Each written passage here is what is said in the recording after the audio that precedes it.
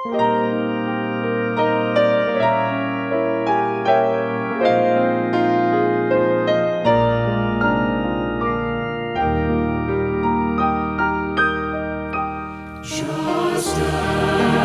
I am without one plea, but that thy blood was shed for me. Oke, mari kita buka Alkitab kita di dalam Mazmur pasal yang ke-29. Jadi kita masih berlanjut di kitab Mazmur. Dan terakhir kita Mazmur 24. Saya mengajak kita melewatkan beberapa Mazmur, bukan karena mereka tidak penting. Semua firman Tuhan penting dan pasti masing-masing ada pelajarannya yang indah, tapi sekali lagi karena ada 150 Mazmur, jadi kalau kita bahas semua mungkin sampai Maranatha belum selesai nanti ya. Jadi kita lihat Mazmur pasal 29 sekarang, hari ini. Saya ajak kita baca bersama secara silih berganti. Saya akan mulai ayat 1, jemaat ayat 2, demikian sampai ayat yang ke-11 di sini. Oke, demikian firman Tuhan. Mazmur Daud. Kepada Tuhan, hai penghuni sorgawi, kepada Tuhan sajalah kemuliaan dan kekuatan.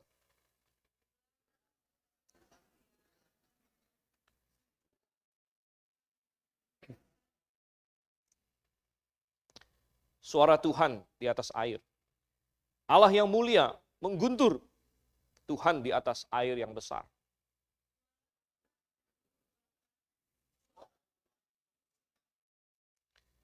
Suara Tuhan mematahkan pohon aras.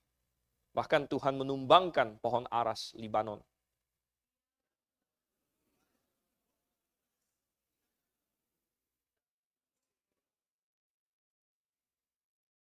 Suara Tuhan menyemburkan nyala api.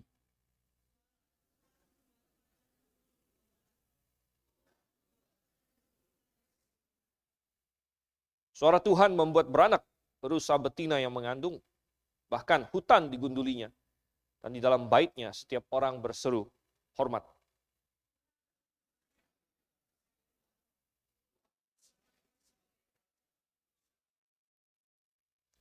Tuhan kiranya memberikan kekuatan kepada umatnya.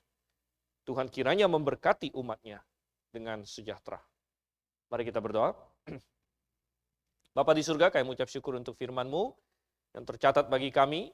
Dan kami rindu firman-Mu untuk mengajar kami, firman-Mu menerangi hati kami, memimpin kami. Dan kami meminta Roh Kudus sebagai penulis terakhir dari firman-Mu ini. Dia menggunakan Raja Daud untuk menulis Mazmur ini, namun Engkaulah yang menginspirasikannya, Engkaulah yang menuntun kami. Kami berdoa dalam nama Yesus Kristus. Amin.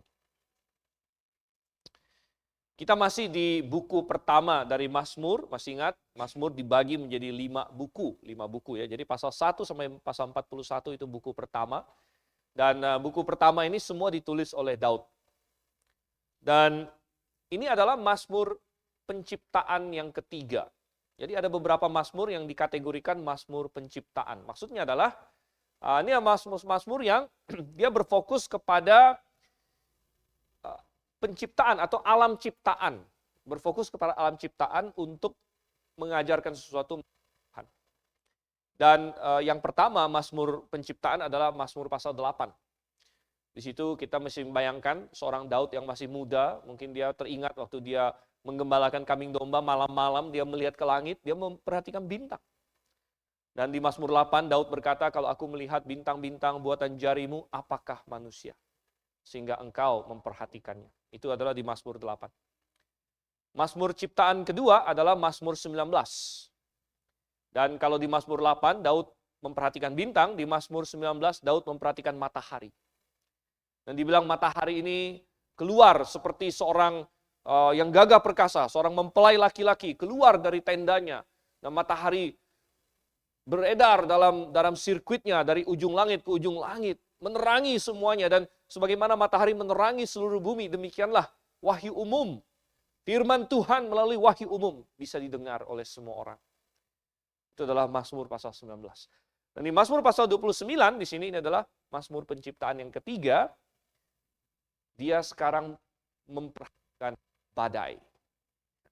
Memperhatikan badai. Jadi dia sudah memperhatikan bintang, dia sudah memperhatikan matahari, sekarang dia memperhatikan badai. Nah, saudara kasih Tuhan, rupanya ketika dia memperhatikan badai, salah satu aspek dari ciptaan Tuhan, Daud belajar banyak hal tentang Tuhan sendiri. Dan ini yang akan kita pelajari juga pada hari ini, bagaimana kita bisa belajar dari badai. Oleh karena itu saya memberi judul khotbah saya adalah Tuhan atas badai. Tuhan atas badai. Nah, apa pelajaran yang bisa kita tarik mengenai Tuhan di sini dari badai, perenungannya? Yang pertama adalah kita harus bisa melihat Tuhan di dalam badai.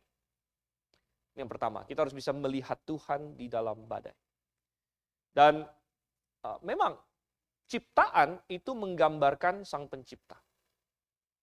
Ya, saya sebagai penulis buku, saya kadang-kadang bisa melihat kalau saya tulis buku, oh ya ini memang gaya tulisan saya. Mungkin sedikit berbeda kalau saya baca buku orang lain, oh ini gayanya seperti ini. Jadi itu baru buku, itu masih karya yang sederhana. Dan macam-macam, pokoknya semua jenis karya lah. Programmer dia bikin coding, ya ada gayanya sendiri. Artis, ya dia bikin lukisan, ada ciri khasnya sendiri. Dan banyak lagi yang lain, saudara kasih Tuhan. Dan Tuhan menciptakan alam semesta, jadi alam semesta pasti merefleksikan Pencipta. Dan kita dapatkan itu di dalam Alkitab maupun memang dari akal sehat kita saja memberitahu kita. Misalnya kita melihat bahwa kompleksitas hidup memperlihatkan hikmat Tuhan. Kalau kita memperhatikan alam semesta sekeliling kita, banyak sekali yang kompleks. Ya, sehingga adalah suatu kebohongan dan kebohongan yang sangat bodoh dipercayai untuk mengatakan bahwa semua itu bisa muncul dengan sendirinya. Semua bisa muncul dengan sendirinya. Makanya Alkitab berkata bahwa orang yang berkata tidak ada Allah, orang apa yang berkata tidak ada Allah? Orang bebal. Orang bodoh.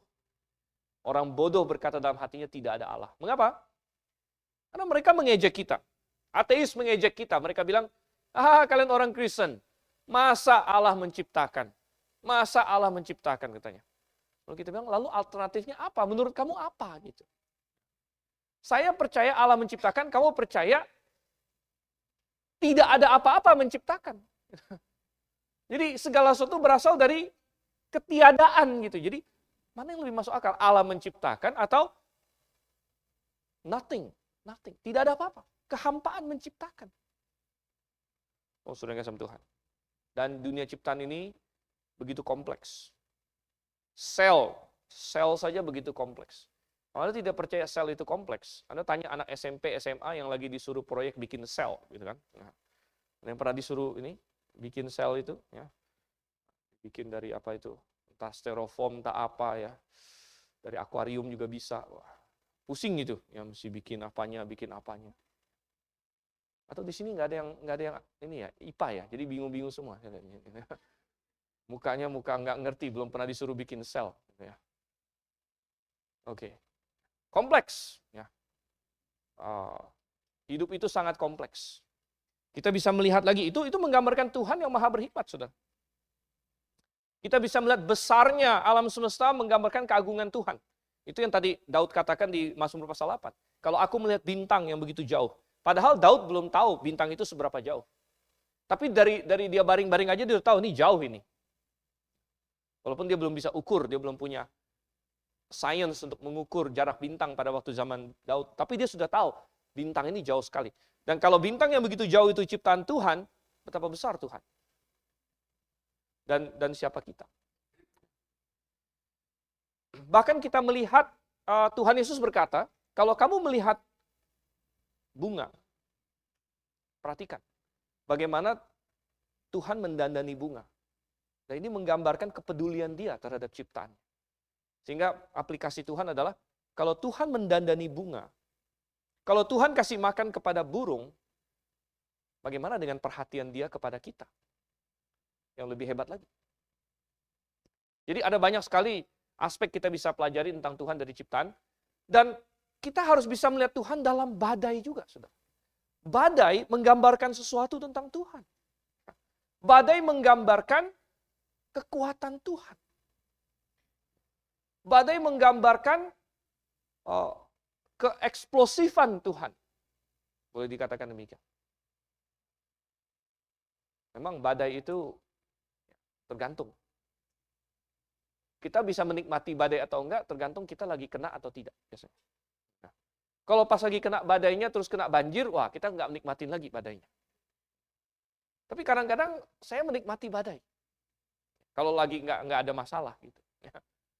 Ada gelegar-gelegar guntur gitu kan. Wah ini kayak keren aja gitu, boom boom gitu kan. Harus ada air dan hujan lebat begitu. Sebenarnya kita di Indonesia ini belum banyak berhadapan dengan badai yang terlalu hebat. Jarang lah Jakarta itu kena. Ya, tapi kalau di tempat-tempat lain belahan dunia ada badai-badai yang luar biasa. Ada yang disebut hurricane. Nah, saya baru tahu hebatnya hurricane itu waktu saya di Amerika. Karena rupanya orang sana mempersiapkan hurricane itu luar biasa. Kalau udah tahu ada hurricane namanya itu ya, mau datang, itu sampai sekolah ditutup. Nah, saya waktu itu masih SMP, saya senang malah. Wah, sekolah libur gitu kan. Kita tahunya itu aja, sekolah libur ya, karena ada badai mau datang. Di sini kan mana ada ini sekolah ditutup gara-gara mau hujan, kan nggak ada. Kecuali udah banjir gitu. Di sana, wah hurricane mau datang, sekolah tutup, ya semua tutup. Lalu orang disuruh, ada hurricane yang diperkirakan begitu hebat, sampai orang disuruh mengungsi. Jadi itu jauh lebih hebat dari yang dikenal di Indonesia. Saya masih ingat tahun 2011, saya dengan keluarga ke Amerika. Waktu itu keluarganya baru 3 orang, sekarang sudah 5 orang.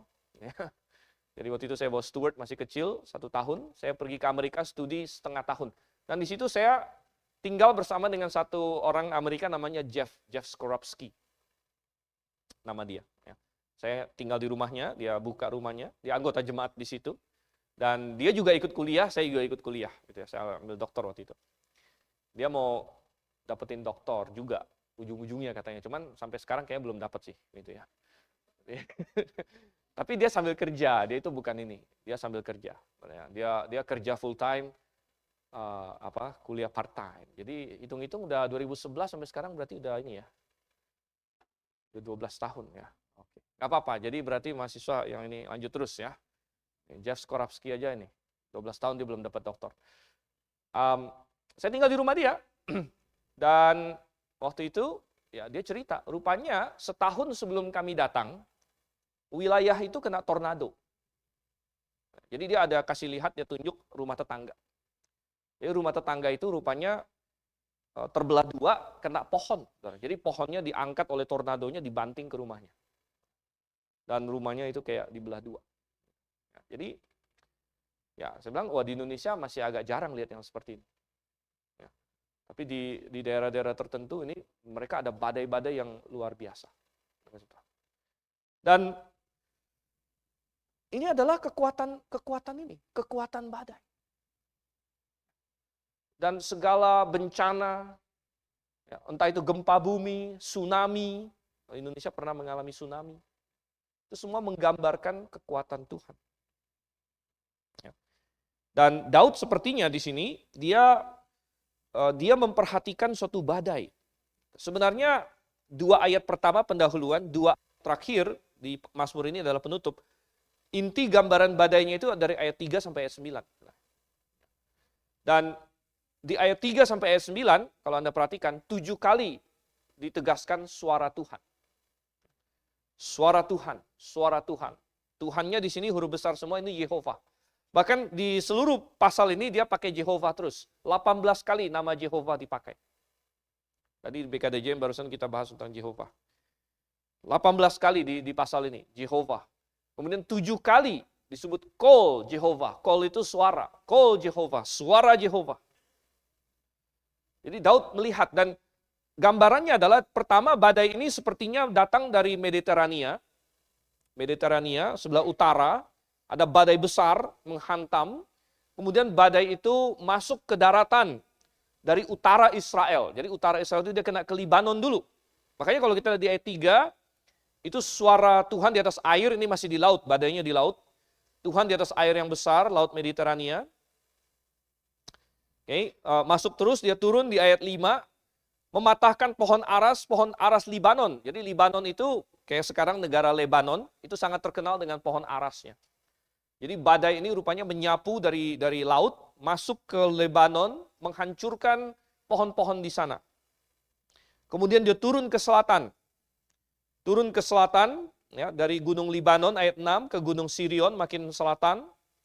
Sampai ke selatan Israel, yaitu padang gurun Kadesh, itu sudah ada di selatan. Jadi ketika Daud menulis ini, barangkali dia sedang mengalami suatu badai di sini.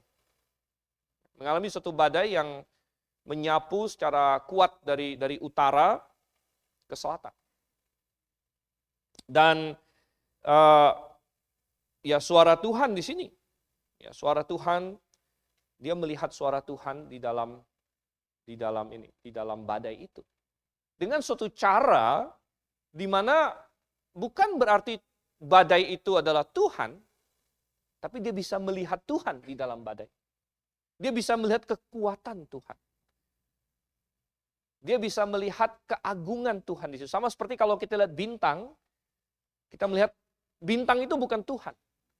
Tapi dari bintang itu yang begitu jauh dan begitu hebat, begitu jauh, kita bisa melihat keagungan Tuhan. Dan kita melihat binatang ini bukan Tuhan.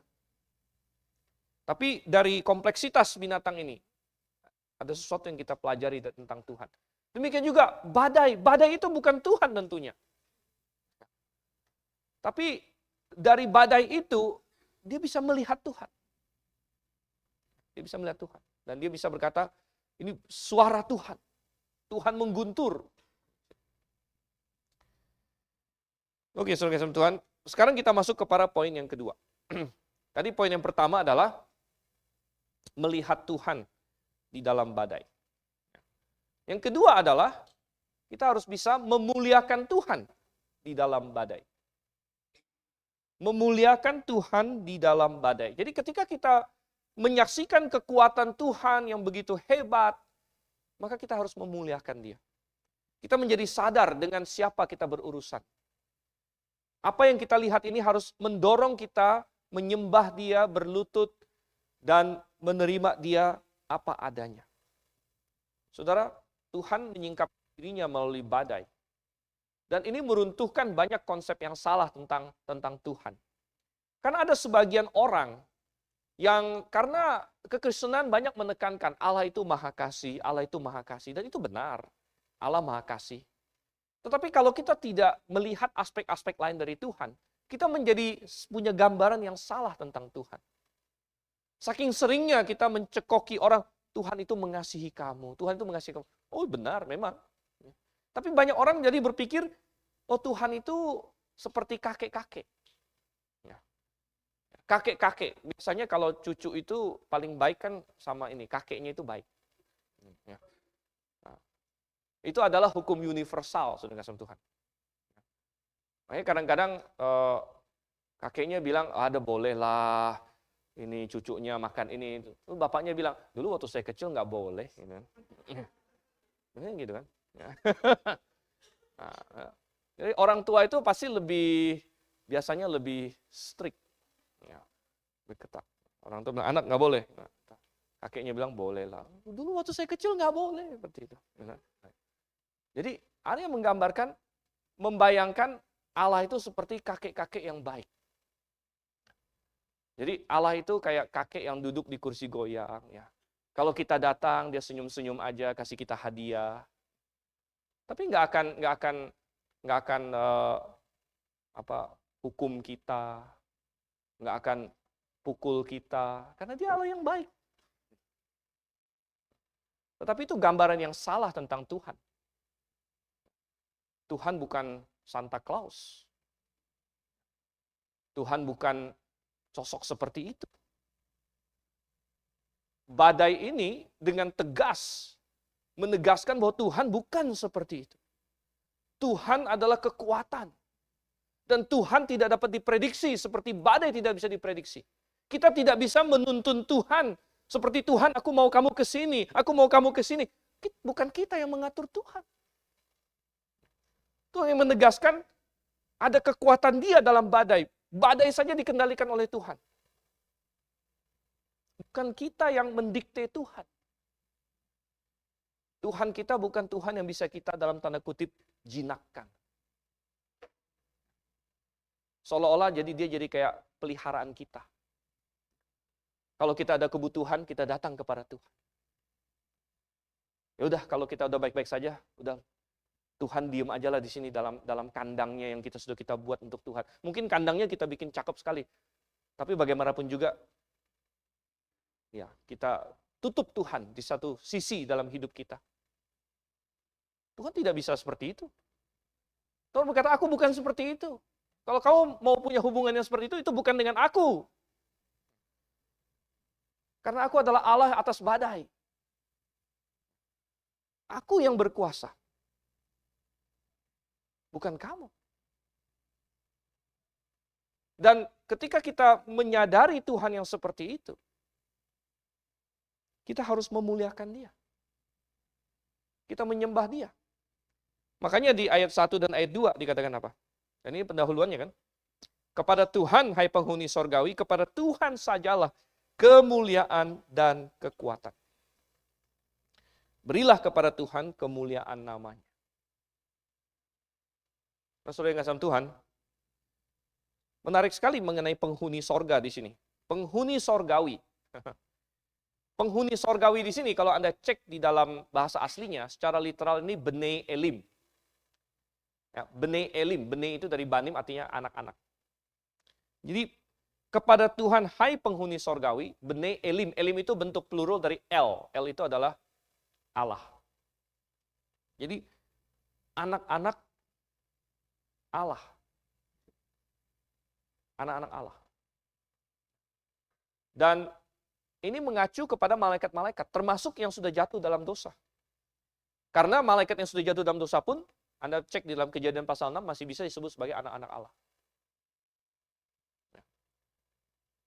Dan sebenarnya Anda tahu bahwa Mazmur ini ditulis khusus untuk menyikat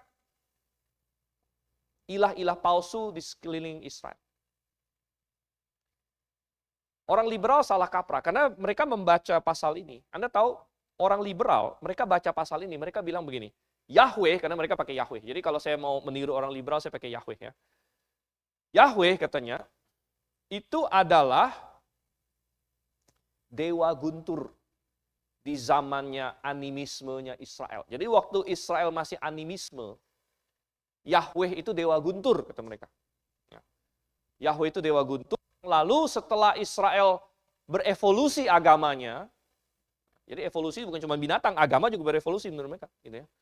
Setelah agama Yahudi itu berevolusi dari animisme menjadi monoteisme, Yahweh yang tadinya adalah dewa guntur, mereka naikkan menjadi Allah satu-satunya. Nah, ini adalah pendapat liberal. Karena pasal ini agak-agak mirip menurut mereka dengan cara orang Kanaan, orang Bani Amon, Bani Moab, Bani Babel, dan lain sebagainya, memuji dewa-dewi mereka. Agak mirip kata mereka. Tetapi tidak. Mereka itu ngaco semua. Karena sebenarnya justru pasal ini ditulis untuk menyikat semua dewa-dewi palsu itu. Memang benar, orang Kanaan pada waktu itu punya dewa gunturnya, yaitu Baal. Jadi mereka, orang Kanaan waktu itu menganggap Baal itu adalah dewa cuaca. Jadi karena waktu itu mereka agraris pertanian, mereka sangat tergantung pada cuaca, jadi mereka menyembah Baal karena katanya Baal bisa kasih hujan, bisa kasih apa. Jadi Baal itu dewa cuaca termasuk dewa badai. Dan Baal sering digambarkan memegang petir. Nah ini direplikasi di banyak kultur yang lain. Di kultur Yunani masih ingat siapa dewa petir? Zeus digambarkan pakai ini thunderbolt, dia lempar-lempar. Dan di banyak game sekarang orang sukanya pakai lightning katanya, wah, chain lightning. Bagi yang ini terlalu banyak main game, tahu ya. Itu kasih Tuhan. Tapi ini justru dibuat untuk menghancurkan semua ide itu. Karena ternyata mereka tidak ada apa-apanya. Yang benar-benar berkuasa atas badai, berkuasa atas lightning, atas petir, atas guntur adalah Tuhan. Adalah Jehovah. Dan ayat 1 berkata, kepada Tuhan, hai penghuni sorgawi, hai penghuni sorgawi, hai Bnei Elim, hai malaikat-malaikat baik yang masih di sorga maupun yang sudah jatuh. Dan setan-setan ini yang ada di balik semua ilah-ilah patung-patung yang ada di dunia ini. Kalian harus memberikan kemuliaan hanya kepada Tuhan yang menciptakan. Karena semua patung-patung ini sebenarnya nggak ada gunanya. Ini bedanya Tuhan. Tadi saya katakan Tuhan kita tidak bisa dijinakkan punya. Karena dia adalah Allah yang maha berkuasa. Nah ini beda dengan patung-patung. Semua patung-patung itu harus manusia yang bergerak. Manusia yang selamatkan. Manusia yang bela. Makanya kalau ada yang bilang, oh saya mau membela. Ada apa? Pembela gitu kan. Ada yang pakai istilah front, ada yang pakai istilah apa lagi gitu kan. Pembela. Harus dia yang bela gitu. Kalau saya, Tuhan saya yang bela saya. Bukan saya yang bertanggung jawab untuk menolong Tuhan. Tuhan yang tolong saya. Ada suatu kisah, katanya di Jepang dulu, tahun 1500-an. Ini sudah lama sekali, bagi yang pernah baca buku-buku samurai, mungkin pernah tahu tokoh namanya Hideyoshi. Hideyoshi. Ya. Hideyoshi ini salah satu pemimpin Jepang lah ya, shogun atau apa begitu. Ya.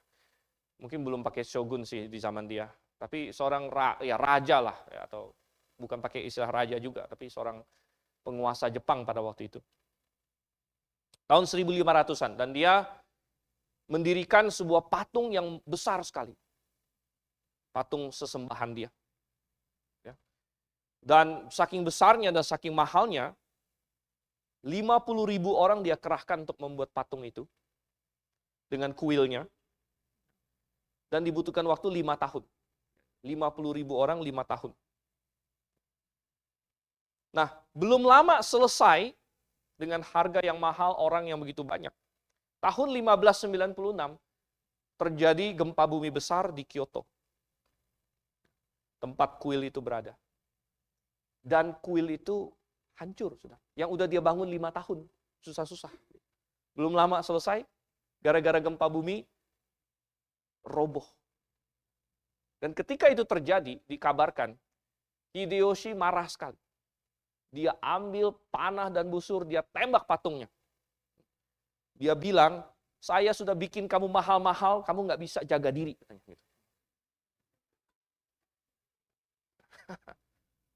Udah dibikin mahal-mahal, nggak bisa jaga diri katanya. Kenapa dia nggak berpikir gitu kan? Tuhan seperti apa yang disembah seperti itu? Tapi ini berbeda dengan Jehovah. Makanya Jehovah bilang, aku ini ya, sedikit saja dari kekuatanku, kamu bisa lihat dalam badai yang begitu hebat ini. Ini baru sepersekian dari kuasanya Tuhan. Dan oleh karena itu, kita perlu menyembah Dia. Kita perlu menyembah Dia. Bahkan perhatikan ayat yang kedua, apa dikatakan di situ. Berilah kepada Tuhan kemuliaan namanya, sujudlah kepada Tuhan dengan berhiaskan kekudusan. Karena Tuhan yang begini, bukan kita yang kendalikan. Tapi kalau kita mau datang kepada Dia, kita harus ikut aturan Dia. Oh, banyak orang sudah mencoba. Saya mau pakai cara saya kepada Tuhan. Anda tahu banyak orang coba itu. Orang pertama yang coba itu adalah Kain. Kain mencoba. Dia bilang, Tuhan, kasih persembahan sama kamu, terserah saya lah. Namanya juga saya yang kasih persembahan. Saya punyanya bayam, masa mesti dikasih domba? Kan? Saya punya jagung, masa harus kasih lembu? Saya kasih tumbuh-tumbuhan. Tuhan bilang apa? Aku tidak berkenan. Siapa Allah, siapa manusia? Siapa yang berkuasa, siapa yang tidak punya kuasa? Kita yang ikut Tuhan atau Tuhan yang ikut kita? Makanya saya sering bilang, kita sering bilang, kalau Allah di pihak kita, kalau Allah di pihak kita, ya benar. Tapi bagaimana caranya supaya Allah di pihak kita? Bukan kita tarik Tuhan, kitanya yang berdiri sama Tuhan, begitu. Kita berdiri bersama dengan Tuhan, bilang, Tuhan di pihak saya. Karena apa? Karena saya di pihak Tuhan. Bukan Tuhan yang pindah ke kita. Saudara, Nadab dan Abihu pernah mencoba. Udah diangkat jadi imam. Anak Harun ada 4. 2 yang paling besar, Nadab dan Abihu. Jadi kokoh kan? 2 kokoh besar. Dia pikir hebat nih. Kita udah jadi imam. Masuk ke kemah suci. Suka-suka kita lah. Tuhan bilang begini-begini, ya kita bawa aja aturan kita sendiri. Langsung Tuhan hanguskan mereka dengan api. Sampai tidak ada sisanya. Tuhan bilang, dia membawa api asing di hadapanku. Anda mau coba? Saya mau kepada Tuhan mau pakai cara saya sendiri. Oh, Tuhan bilang, ya tanggung resiko sendiri ya. Makanya kita bilang, mari kita menyembah Tuhan dengan berhiaskan kekudusan. Artinya kita pakai caranya Tuhan. Kalau kita mau berkenan kepada Tuhan, kita yang ikut Tuhan. Berhiaskan kekudusan. Bukan pakai cara kita sendiri. Saudara, mari kita masuk ke yang ketiga sekarang. Kita masuk ke yang ketiga. Yang pertama adalah melihat Tuhan dalam badai. Yang kedua adalah memuliakan Tuhan dalam badai. Dan yang ketiga adalah mempercayai Tuhan dalam badai. Mempercayai Tuhan dalam badai. Perhatikan ayat 10 dan 11. Ini 2 ayat kesimpulannya. Ayat 10 dan 11 berkata, Tuhan bersemayam di atas air bah. Air bah. Bisa juga disebut air bah. Air bah itu apa? Maka air bah, gitu kan?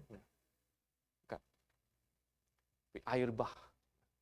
Air bah ini kalau bahasa aslinya ini mabul. Dan yang pernah eksegesis Kejadian sudah tahu, mabul ini adalah istilah khusus mengacu kepada banjir yang terjadi di zamannya Nuh.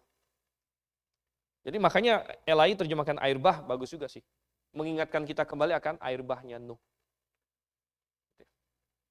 Dan itu adalah badai terdahsyat sepanjang sejarah. Karena badainya terjadi 40 hari 40 malam. Dan kemudian badainya begitu hebat, bukan cuma pohon yang terbelah, benua terbelah. Tetapi Alkitab mengajarkan, bahkan di badai yang terhebat pun, apa dikatakan? Tuhan bersemayam. Tuhan memerintah, Tuhan berdaulat. Air bah itu datang atas petunjuk Tuhan, melaksanakan persis yang Tuhan inginkan, mematikan semua yang Tuhan ingin matikan, dan tidak mematikan, memelihara persis yang Tuhan mau pelihara. Yaitu Nuh dengan 8 orang anggota keluarganya. 8 bersama dengan dia. Dan ini mengajarkan kita sesuatu. Bahwa Tuhan berdaulat atas semua badai. Dan kita perlu mempercayai dia. Sehingga di ayat yang ke-11 dikatakan, Tuhan kiranya memberikan kekuatan kepada umatnya. Tuhan kiranya memberkati umatnya dengan sejahtera. Ketika kita mempercayai Tuhan, maka di dalam badai pun kita mendapatkan kekuatan. Dan di dalam badai pun kita memperoleh sejahtera. Apa kata sejahtera di sini dalam bahasa aslinya? Ini adalah kata shalom. Yang sering diterjemahkan damai. Tetapi saudara yang kasih Tuhan, shalom yang dari Tuhan. Bukanlah damai dalam pengertian tidak ada masalah, tidak ada konflik. Tetapi shalom yang dari Tuhan, yang Tuhan Yesus katakan, damai sejahtera ku berikan kepadamu. Yang tidak seperti yang dunia ketahui, adalah shalom yang menyadari, walaupun dunia ini kacau balau, walaupun di tengah air bah, walaupun di tengah badai yang begitu hebat, Tuhan pegang kendali atas tiap-tiap detil. Dan Tuhan berkuasa atas semuanya. Dan dengan kepercayaan seperti itu, di tengah gelombang apapun Tuhan Yesus bisa tidur di atas perahu. Karena dia tahu Bapaknya memegang dunia di dalam tangannya. Dan kita pun harus bisa mempercayai Tuhan dalam badai. Mungkin bukan badai fisik saja, saudara. Tapi bagaimana dengan badai hidup kita? Badai hidup. Mungkin Anda sedang mengalami badai hidup. Mungkin suatu hari Anda akan mengalami badai hidup. Tapi ingat selalu. Mungkin itu masalah kesehatan suatu hari. Ada orang yang kena badai hidup. Tiba-tiba divonis kanker. Divonis penyakit jantung. Atau kena stroke. Macam-macam. Ada badai hidup. Mungkin masalah ekonomi, Anda dipecat, Anda kehilangan pekerjaan, Anda bangkrut, usaha Anda gagal, atau lain sebagainya. Oh, ada banyak, saudara. Investasi Anda hilang. Begitu banyak badai hidup ini. Tapi kita bisa mempercayai Tuhan. Kalau kita melakukan dua hal yang pertama tadi. Satu, kita tetap melihat Tuhan dalam badai. Kita tetap melihat Tuhan dalam badai. Kita berkata di tengah kesusahan ini pasti ada Tuhan. Karena Tuhan bersama dengan saya. Dan kita tetap memuliakan Tuhan dalam badai ini. Ayub kena badai yang sudah hebat sekali. Anaknya 10 orang mati. Hartanya hilang semua. Tapi pada akhirnya dia duduk dan berkata, terpujilah nama Tuhan. Dia tetap memuliakan Tuhan dalam badainya. Dan ketika kita tetap melihat Tuhan dan tetap memuliakan Tuhan dalam badai, maka itu berarti kita mempercayai Tuhan di dalam badai. Dan dengan demikian, Tuhan berjanji akan memberikan kekuatan kepada kita dan memberikan sejahteranya. Sejahtera yang dunia tidak ketahui, namun orang percaya bisa ketahui. Mari kita melihat Tuhan dalam badai, mari kita memuliakan Tuhan dalam badai, dan mari kita mempercayai Tuhan dalam badai. Kita bersatu dalam doa.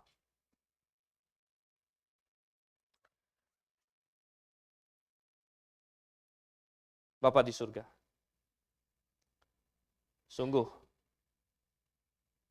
Engkau adalah Tuhan atas badai. Dan badai fisik Tuhan, kilat dan guntur dan hujan lebat, menggambarkan kekuatan-Mu yang luar biasa.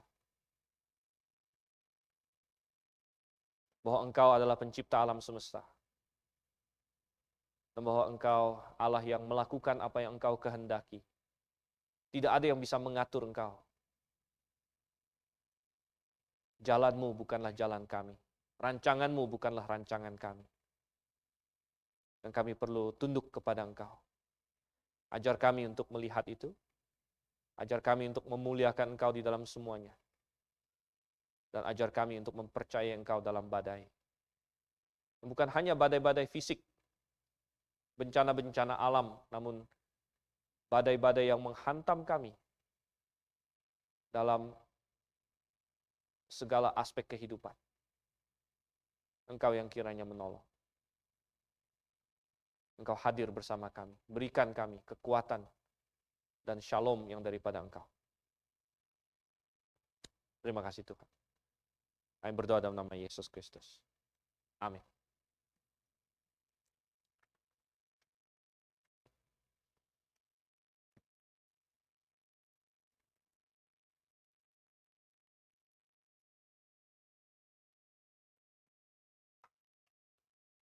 Baik, mari kita menutup baktian kita. Kita akan menyanyikan lagu panggilan untuk memberikan kesempatan bagi jemaat untuk merespon firman Tuhan. Dan mungkin Anda perlu membuat suatu respon publik, bergabung dengan jemaat, dan lain sebagainya, memberi diri dibaptis, maka silakan maju ke depan. Atau mungkin Anda perlu membuat respon pribadi Anda kepada Tuhan. Dari firman Tuhan yang telah disampaikan, Anda perlu menyampaikan sesuatu kepada Tuhan, maka sampaikanlah juga. Mari kita bangkit berdiri sambil kita menyanyikan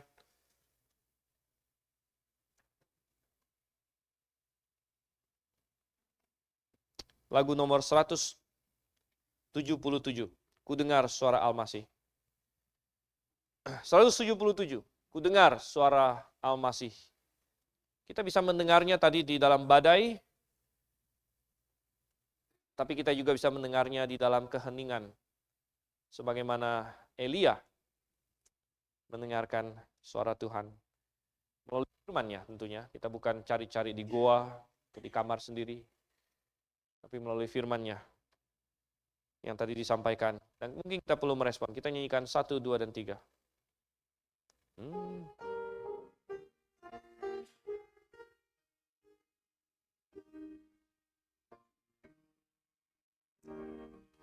Ku dengar suara Al-Masih, mari padaku.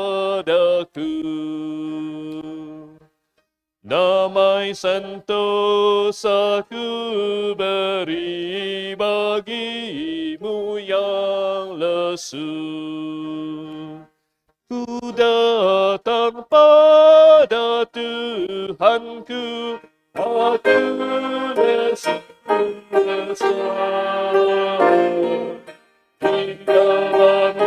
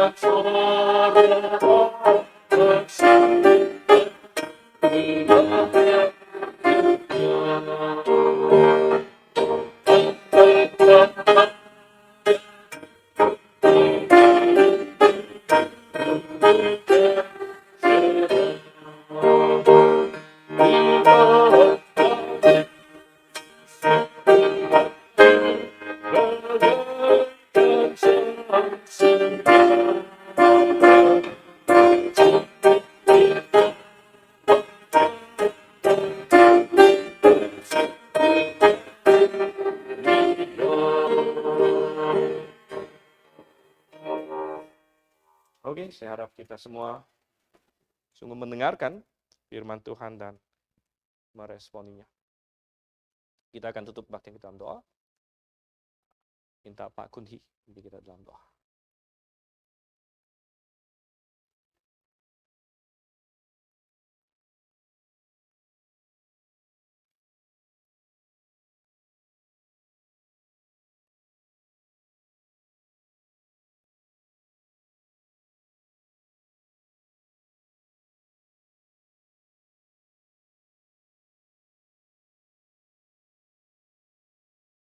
Amin. Silakan duduk jemaat sekalian.